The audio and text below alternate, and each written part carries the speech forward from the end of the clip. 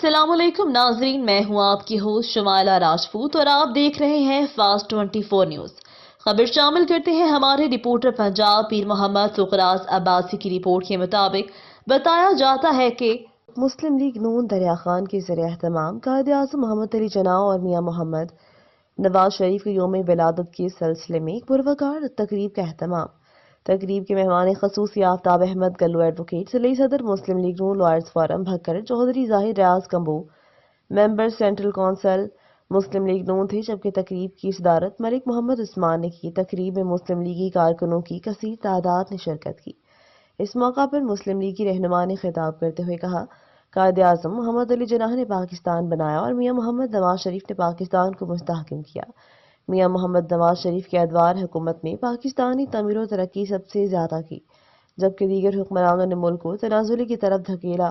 मजीद कहा, मियां मोहम्मद नवाज शरीफ के दौर में मोटरवे और सी पैक जैसे अजीम मंसूबे शुरू हुए, मुल्क में माशी तौर पर इस्तेहकाम हुआ, जबकि साबिक हुक्मरानों ने मुल्क का माशी निज़ाम दरहम बरहम कर दिया।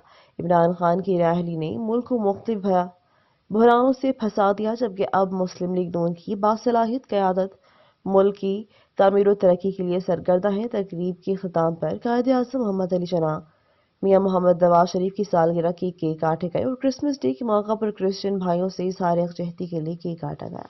ये थी हमारी आज की खबर। मजीद खबरें देखने के लिए देखते रहें हमारा चैनल फास्ट 24 न्यूज। अपनी होस्ट शुमाइला राजपूत को दीजिए इजाजत। अल्लाह निगहबान।